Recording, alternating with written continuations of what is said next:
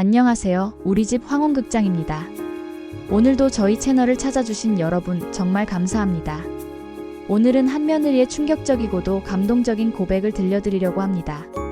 시댁과의 갈등에서 시작해서 상상도 못했던 반전과 깨달음까지 12년간의 결혼 생활을 되돌아보는 진솔한 이야기입니다. 구독과 좋아요는 저희에게 큰 힘이 됩니다. 그럼 이야기를 시작해보겠습니다. 안녕하세요. 저는 김수정, 38살입니다.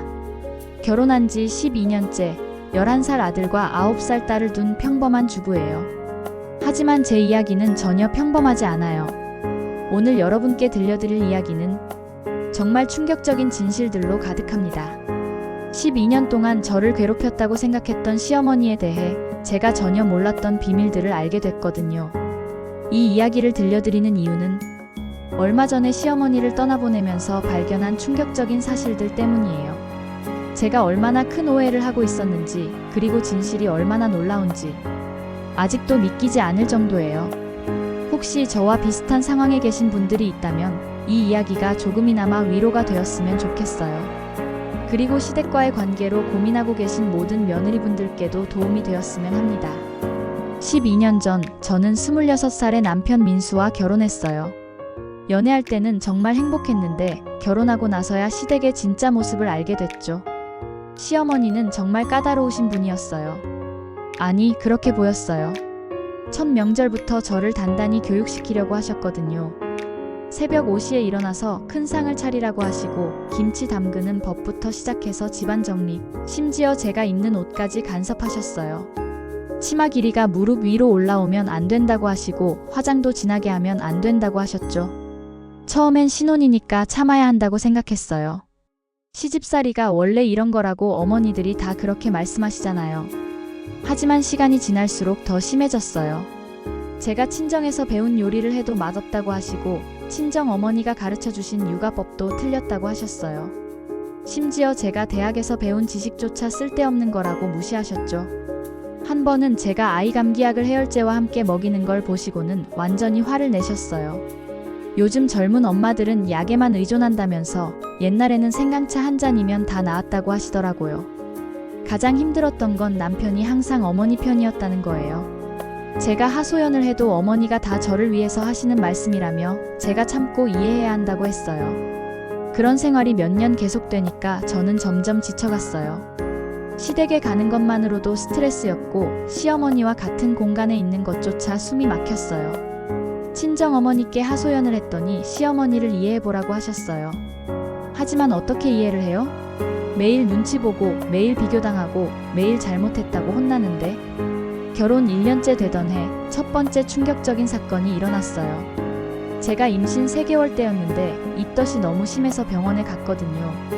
그런데 시어머니가 그걸 알고는 완전히 화를 내셨어요. 임신은 병이 아니라면서 괜히 병원에 가서 약을 먹으면 아이에게 해롭다고 하시더라고요. 그리고는 제가 너무 약하다면서 옛날 여자들은 배가 불러도 농사일을 다 했다고 하셨어요. 그때 정말 서러웠어요. 입덧 때문에 물도 못 마시고 계속 토하는데 시어머니는 제가 꾀를 부린다고 생각하시는 것 같았거든요.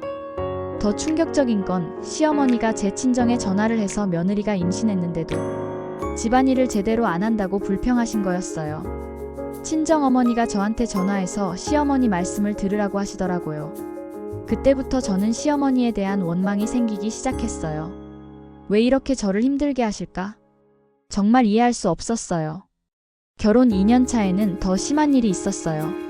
제가 친구들과 모임을 가졌는데 시어머니가 그걸 알고는 며느리가 밤늦게 돌아다니면 안 된다고 하시면서 앞으로 그런 모임은 나가지 말라고 하셨어요. 저는 한 달에 한 번 있는 대학 동기 모임이었는데 그것마저 못 나가게 하시니까 정말 답답했어요. 친구들한테는 뭐라고 설명해야 할지 모르겠더라고요. 남편한테 말했더니 어머니 말씀이 맞다면서 결혼한 여자는 집에 있는 게 당연하다고 하더라고요. 그때 정말 화가 났어요. 왜 남자들은 회식도 하고 모임도 나가면서 여자는 집에만 있어야 하는지. 그런 일들이 계속 쌓이면서 저는 점점 시어머니를 피하게 됐어요. 시댁에 가는 것도 최대한 줄였고 꼭 가야 할 때만 짧게 다녀왔어요. 하지만 시어머니는 그런 제 행동도 마음에 안 들어 하셨어요. 며느리가 시댁을 소홀히 한다면서 제가 시댁을 무시한다고 생각하시는 것 같았어요. 아이들이 태어나면서 갈등은 더 심해졌어요. 첫째 준호를 낳고 산후조리를 할 때 시어머니가 친정 어머니를 못 오게 했어요. 시어머니가 직접 돌봐주겠다고 하셨거든요. 그런데 시어머니의 산후조리 방식은 저와 너무 달랐어요. 미역국만 계속 끓여주시고 찬물은 절대 마시면 안 된다고 하셨어요. 속이 메스꺼워도 참으라고 하시고 밤에 아이가 울어도 제가 일어나서 달래야 한다고 하셨죠. 더 충격적인 건 제가 모르는 사이에 시어머니가 제 친구들한테 연락을 하셨다는 거예요. 산후조리 기간에는 문병객을 받으면 안 된다면서 한 달 동안 아무도 오지 말라고 하셨대요. 친구들은 제가 그렇게 말한 줄 알고 서운해했어요. 나중에 알고 나서 정말 황당했죠. 시어머니한테 왜 그러셨냐고 물어봤더니 며느리 건강을 생각해서 그랬다고 하시더라고요. 친정어머니가 몰래 와서 도와주려고 하시면 시어머니는 불같이 화를 내셨어요. 며느리 산후조리는 시어머니가 하는 게 당연하다면서 친정에서 나서지 말라고 하셨어요. 그때 정말 많이 울었어요. 몸도 아픈데 마음도 아팠거든요. 제일 힘들 때 제 편이 되어줄 사람이 아무도 없다는 게 너무 서러웠어요. 더 가슴 아픈 일은 따로 있었어요. 시어머니가 제 핸드폰을 몰래 확인하신 거예요. 친정어머니와 주고받은 문자를 보시고는 제가 시댁 흉을 본다고 화를 내셨어요. 사실 저는 친정어머니께 힘들다는 푸념만 했을 뿐이었는데 시어머니는 그걸 시댁 비방이라고 받아들이셨던 거예요. 그날 정말 큰 소리로 싸웠어요. 시어머니는 제가 친정을 더 따른다면서 시댁보다 친정이 더 중요한 거냐고 소리치셨어요. 저는 그런 게 아니라고 말씀드렸지만 시어머니는 들으려고 하지 않으셨어요. 그 일 이후로 시어머니와 저 사이에는 깊은 골이 생겼어요. 서로 말을 거의 안 하게 됐고 꼭 필요한 말만 주고받았어요. 둘째 수진이를 낳을 때도 마찬가지였어요. 이번에는 제가 미리 친정 어머니께 부탁드렸는데 시어머니가 극력 반대하셨어요. 며느리가 친정을 더 따르면 안 된다면서 시댁 방식을 따라야 한다고 하셨죠. 결국 제가 양보해서 시어머니가 산후조리를 해주셨는데 이번에는 더 까다로우셨어요. 첫째 때의 경험이 있어서 더 엄격하게 하셔야 한다면서 모든 걸 시어머니 방식대로 해야 한다고 하셨어요. 그때부터 저는 시어머니에 대한 원망이 쌓이기 시작했어요. 왜 저만 참아야 하는지, 왜 제 의견은 하나도 존중받지 못하는지 정말 답답했어요. 아이들 교육 문제로도 자주 부딪혔어요. 저는 아이들을 자유롭게 키우고 싶었는데 시어머니는 무조건 예의와 규칙을 강조하셨어요. 아이들이 조금만 떠들어도 혼내시고 제가 아이들 편을 들면 며느리가 애들을 버릇없게 키운다고 하셨죠. 한 번은 준호가 할머니한테 말대꾸를 했다는 이유로 시어머니가 하루 종일 밥을 안 주신 적이 있어요. 8살 아이한테 그렇게 하시는 걸 보고 정말 화가 났어요. 제가 간식이라도 주려고 하니까 교육에 방해된다고 막으시더라고요. 시어머니의 교육 방식은 정말 구식이었어요. 아이들이 TV를 보는 것도 시간을 정해놓고 만화책을 보는 것도 금지하셨어요. 공부만 하라고 하시면서 놀 시간을 거의 안 주셨어요. 저는 아이들이 너무 답답해하는 것 같아서 가끔 몰래 놀이터에 데리고 가기도 했어요. 하지만 시어머니가 그걸 알면 또 혼날까봐 항상 조마조마했어요. 어느 날은 시어머니가 준호의 일기장을 몰래 보시고는 저한테 화를 내신 적이 있어요. 준호가 일기에 할머니가 무섭다고 썼다는 거예요. 시어머니는 제가 아이들한테 할머니 흉을 본다면서 화를 내셨어요. 하지만 저는 그런 적이 없었어요. 아이들 앞에서는 항상 할머니를 존중한다고 말했거든요. 준호가 그런 말을 쓴 건 정말 할머니가 무서웠기 때문이었을 거예요. 그런 일들이 계속 반복되면서 저는 점점 지쳐갔어요. 시댁에 가는 것도 스트레스였고 명절이 다가오면 며칠 전부터 우울해졌어요. 결혼 6년차 되던 해 정말 충격적인 일이 일어났어요. 시어머니가 제 친정에 전화를 해서 이상한 말을 하신 거예요. 친정어머니한테서 전화가 왔는데 시어머니가 제가 집에서 게을러서 문제라고 하셨다는 거예요. 집안일도 제대로 안 하고 아이들 교육도 무관심하다고, 심지어 제가 다른 남자와 수상한 연락을 주고받는다는 말까지 하셨대요. 그 말을 듣고 정말 기가 막혔어요. 다른 남자는 무슨... 제가 언제 그런 적이 있었나요? 친정어머니는 제 말을 믿어주셨지만 그래도 마음이 상했어요. 시어머니한테 따져봤더니 오해였다고 하시면서도 제대로 사과는 안 하시더라고요. 그냥 며느리가 의심받을 행동을 하면 안 된다는 식으로 말씀하셨어요. 그 사건 이후로 저는 시어머니를 정말 싫어하게 됐어요. 아니, 싫어한다는 표현도 부족해요. 진짜 미워했어요. 어떻게 며느리를 그렇게 대할 수 있는지. 남편한테 이혼하고 싶다고 말한 적도 있어요. 시어머니 때문에 더 이상 견딜 수 없다고. 하지만 남편은 아이들 때문에라도 참으라고 했어요. 시간이 지나면 어머니도 달라질 거라고. 그 무렵 저는 우울증까지 왔어요. 병원에서 약을 처방받아 먹기 시작했어요. 하지만 시어머니는 그것도 못마땅해 하셨어요. 요즘 젊은 사람들은 조금만 힘들어도 병원을 찾는다면서 마음을 강하게 먹으면 된다고 하셨거든요. 어느 날은 시어머니가 제 약을 몰래 버리신 적도 있어요.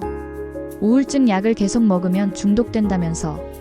정말 화가 났지만 또 싸우기 싫어서 참았어요. 그런데 그 시기에 충격적인 사실을 알게 됐어요. 시아버지가 저한테 비밀을 하나 털어놓으신 거예요. 시아버지는 평소에 말이 별로 없으신 분이었는데 어느 날 저희만 있을 때 갑자기 말씀하시더라고요. 시어머니가 사실은 저를 정말 좋아한다고. 제가 믿을 수 없다는 표정을 짓자 더 자세한 얘기를 해주셨어요. 시어머니가 밤마다 시아버지한테 며느리 걱정을 하신다는 거예요. 너무 여리고 착한 아이라서 혹시 상처받을까봐 걱정된다고. 그래서 더 엄하게 대하는 거라고 하시더라고요. 시아버지 말씀으로는 시어머니가 제 친정 어머니를 정말 존경한다고 했어요. 딸을 너무 잘 키웠다면서 항상 칭찬하신다고. 그럼 왜 친정 어머니한테 그런 말을 하셨냐고 물어봤더니 그건 제가 잘못 들었을 거라고 하시더라고요. 정말 혼란스러웠어요. 시아버지가 거짓말할 분은 아닌데. 그럼 시어머니의 진짜 마음은 뭐였을까요? 시아버지는 또 다른 비밀도 말씀해 주셨어요. 시어머니가 제 결혼식 때부터 저를 며느리로 정말 마음에 들어 했다는 거예요. 예쁘고 똑똑하고 성격도 좋다면서 우리 집에 복이 들어왔다고 하셨다는 거예요. 그럼 왜 그렇게 저를 힘들게 하셨을까요? 시아버지 말씀으로는 시어머니도 어린 시절부터 너무 엄격한 교육을 받아서 그런 방식밖에 모르신다고 했어요. 시어머니도 시할머니한테 정말 많이 혼나면서 자랐다고 하더라고요. 그래서 며느리를 대하는 방법도 자기가 배운 그대로 하시는 거라고. 시아버지는 저한테 부탁하셨어요. 시어머니를 조금만 더 이해해달라고. 시어머니도 나름대로는 며느리를 사랑하는 마음에서 그러는 거라고. 하지만 저는 여전히 이해할 수 없었어요. 사랑한다면서 왜 그렇게 상처를 주는지. 표현 방법이 너무 잘못된 것 같았어요. 그런데 얼마 후에 또 다른 충격적인 사실을 알게 됐어요. 시어머니가 몰래 제 친정 어머니와 연락을 주고받고 계셨다는 거예요. 친정 어머니한테서 들은 얘기인데 시어머니가 가끔 전화를 해서 며느리가 잘 지내는지 물어보신다는 거예요. 그리고 혹시 시댁에서 힘들어하는 건 아닌지 걱정하신다고. 더 놀라운 건 시어머니가 친정 어머니한테 제 좋은 점들을 자랑하신다는 거였어요. 며느리가 아이들을 잘 돌보고 요리도 잘하고 성격도 좋다면서 정말 좋은 며느리를 만났다고 하신다는 거예요. 그 얘기를 들었을 때 정말 혼란스러웠어요. 시어머니가 저를 좋게 생각하신다면 왜 그렇게 저를 힘들게 하시는지 정말 이해할 수 없었어요. 친정어머니는 저한테 말씀하셨어요. 시어머니가 실제로는 저를 정말 아끼신다는 걸 느낄 수 있다고. 다만 표현하는 방법이 서툴러서 오해가 생기는 것 같다고. 하지만 저는 여전히 시어머니가 무서웠어요. 진짜 마음이 어떤지는 중요하지 않았어요. 제가 받는 상처와 스트레스가 더 중요했거든요. 그런 갈등이 8년 정도 계속됐을 때 시아버지가 갑자기 돌아가셨어요. 심근경색이었는데 정말 갑작스러운 일이었죠. 시아버지 장례식을 치르면서 저는 시어머니의 다른 모습을 보게 됐어요. 평소에 그렇게 강하시던 분이 완전히 무너져 버리신 거예요. 밤새 우시면서 이제 혼자 어떻게 살아야 할지 모르겠다고 하시더라고요. 그때 처음으로 시어머니도 그냥 연약한 한 사람이구나 하는 생각이 들었어요. 평소에는 너무 무서우셨는데 그때만큼은 정말 불쌍해 보이셨거든요. 시아버지 49제를 지내고 나서 시어머니와 단둘이 집 정리를 하게 됐어요.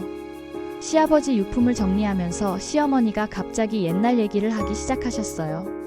그런데 그 얘기를 들으면서 정말 놀랐어요. 시어머니의 인생이 제가 생각했던 것과 완전히 달랐거든요. 시어머니는 19살에 시집을 오셨대요. 정말 어린 나이였죠. 시할머니가 정말 무서우신 분이었다고 하더라고요. 하루에 3번씩 시댁 대청소를 시키고 조금만 마음에 안 들면 며칠 동안 밥을 안 주기도 했다고 했어요. 더 충격적인 건 시어머니가 첫 아이를 유산한 적이 있다는 거였어요. 임신 7개월 때 시할머니가 너무 많은 일을 시켜서 그랬다고. 하지만 시할머니는 며느리가 약해서 그렇다며 시어머니를 탓했다고 해요. 시어머니는 그 일로 정말 큰 상처를 받으셨다고 했어요. 아이를 잃은 슬픔도 컸지만 시할머니한테 혼나는 게 더 무서웠다고. 그 후로 몇 년 동안 아이가 생기지 않아서 더 많은 구박을 받으셨다고 해요. 시어머니는 21살에 시집와서 40년 동안 시할머니 밑에서 살았다고 하셨어요. 자기 의견은 한 번도 말해본 적이 없고 친정 생각이 나도 그리워하면 안 된다고 배웠다고 하셨죠. 그런 얘기를 들으니까 시어머니가 저에게 엄격했던 이유를 조금 이해할 수 있었어요. 자기가 배운 대로, 자기가 살아온 방식대로 저를 가르치려고 했던 거였어요. 하지만 더 놀라운 얘기가 있었어요. 시어머니가 저에 대한 진짜 생각을 털어놓으신 거예요. 시어머니는 제가 처음 민수와 결혼한다고 했을 때부터 저를 정말 좋아하셨다고 하더라고요. 며느리로는 너무 좋은 사람이라고 생각하셨대요. 예쁘고 똑똑하고 성격도 좋다고. 그럼 왜 그렇게 저를 힘들게 하셨냐고 물어봤더니 그게 며느리를 위한 거라고 생각했다고 하셨어요. 시댁 문화에 빨리 적응해야 나중에 더 편할 거라고, 그래서 처음부터 확실하게 가르쳐야 한다고 생각하셨대요. 더 충격적인 고백이 있었어요. 시어머니가 제 친정 어머니를 굉장히 존경하신다는 거였어요. 제가 잘 자랐다면서 친정 어머니가 정말 훌륭하게 딸을 키우셨다고 하시더라고요. 그럼 왜 친정 어머니한테 이상한 말을 하셨냐고 물어봤더니 그건 정말 실수였다고 하셨어요.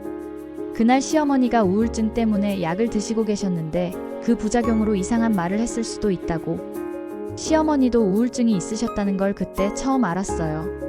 시아버지가 돌아가시기 몇 년 전부터 앓고 계셨는데 아무한테도 말하지 않으셨던 거예요. 시어머니의 우울증은 시할머니 때문에 생긴 거였대요. 40년 동안 그렇게 억압적인 생활을 하다 보니까 마음의 병이 생겼던 거죠. 하지만 그 시대에는 정신과 치료를 받는다는 게 창피한 일이라고 생각해서 혼자 참고 계셨던 거예요. 시어머니는 저한테 정말 미안하다고 하셨어요. 자기 때문에 며느리가 얼마나 힘들었는지 안다고. 하지만 어떻게 표현해야 할지 몰라서 계속 미뤄왔다고 하시더라고요. 그날 밤 시어머니와 정말 긴 대화를 나눴어요. 시어머니의 어린 시절 이야기, 결혼 생활 이야기, 그리고 저에 대한 진짜 마음까지 모든 걸 들을 수 있었어요.